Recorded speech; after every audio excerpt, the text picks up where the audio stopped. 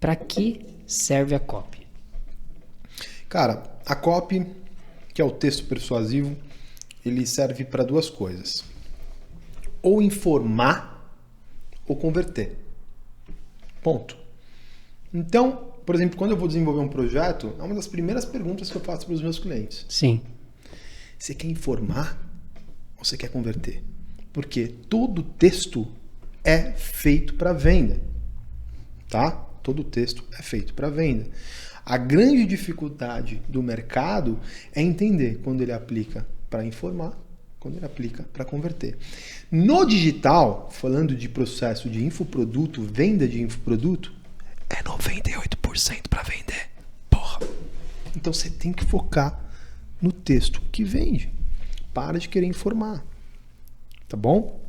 Então, é importante você perceber o que é conteúdo que entretém, que é um texto ali que vai informar, e o conteúdo de conversão. Você tem que fazer a pergunta: o que eu tenho que fazer para chamar atenção através de um texto de conversão? Ponto. É simples. Bom, e com a minha experiência em gestão de tráfego, já levei muitas pessoas do ponto A para o ponto B, né? Ponto A é o Facebook e o ponto B é um site. E eu pude notar, quando você tem um texto muito persuasivo, um vídeo bem persuasivo, a venda sai. Sim. Né? Porque muitas pessoas acreditam que o tráfego pago, ele faz milagre. Não, é fácil fazer tráfego pago. O importante é você ter um site bem persuasivo, com textos e um vídeo de vendas que converte. É isso que eu notei para você ter resultado dentro do marketing digital. Sim, sim. É uma construção, né? É uma frase que eu utilizo bastante. Constrói, meu filho, constrói. Então, só tem uma coisa que pode atravessar a percepção e gerar atração do público. É a criatividade.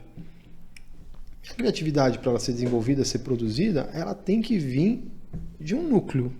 E o primeiro passo do criativo é o texto. Uhum. Só que hoje a gente está partindo para um formato que é o vídeo. Hoje não, né? Há muito tempo.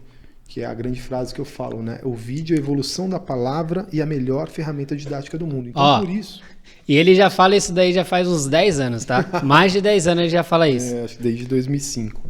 Então, o vídeo é a evolução da palavra e a melhor ferramenta didática do mundo. É ele que está nos fluxos de feed hoje. É ele que você está assistindo. É o formato que você está utilizando hoje no Instagram, no Facebook, no YouTube. TikTok. Tudo é vídeo. Nossa, tem vídeo para todo lado. Só que tem o vídeo que entretém, tem o vídeo que converte. Sim. Essa é a grande diferença. Essa é a grande diferença que as pessoas não percebem. Então, dentro de toda essa construção que você está mencionando, tem o vídeo é a evolução, mas atrás de todo vídeo que converte, tem um texto que funciona. Sim, tem um texto que funciona. Beleza. Sim. Então, deixa eu te perguntar, a copy focada no vídeo tem total diferença? Tem diferença em vários sentidos, né? Porque hoje, com a evolução do digital, a gente tem diversos quadros. Antigamente você tinha poucos quadros. Você tinha o cinema, que você informava ali, colocava uma publicidade, a TV, que era o mais poderoso, e você tinha um outro quadro que era o jornal. Em todos o texto está presente, tá? Quando você vai desenvolver uma publicidade para colocar numa tela de cinema, você tem o texto. Na televisão você tem o texto. E no jornal você tinha o texto.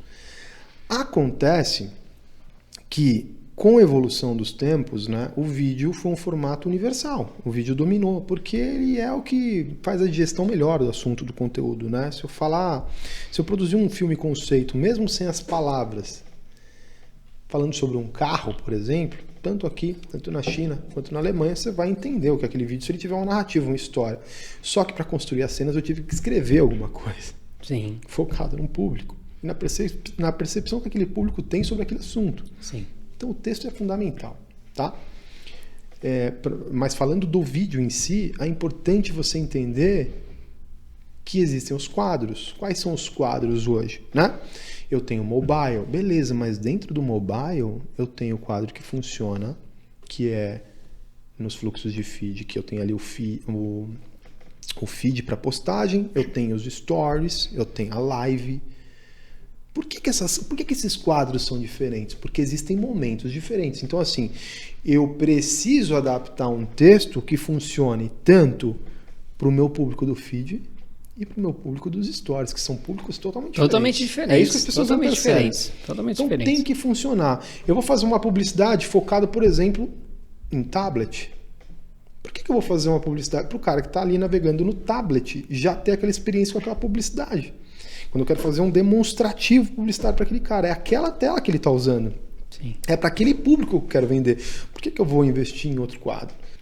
Então, o quadro ele é muito importante. As pessoas acham que o quadro de disposição, né, de anúncio de vídeo é a mesma coisa. Não é. Eu tenho o público que está no feed, eu tenho o público dos stories, eu tenho o público de live.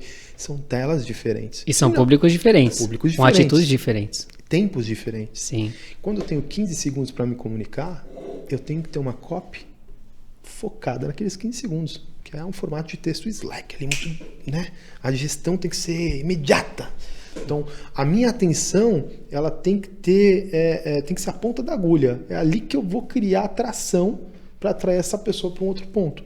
Quando eu estou no feed, quer dizer, aquele cara está navegando, quer dizer, ele está dizendo para mim, eu estou um pouquinho mais de tempo, vou te dar uma chance um pouco maior. Sim. Essa é a grande diferença. Entender que você tem que produzir um vídeo focado no quadro também, isso é muito importante. O quadro que eu digo é o formato dele, onde você vai disponibilizar. Então, tudo isso faz bastante diferença na produção desse vídeo, no vídeo que funciona, no vídeo que vende.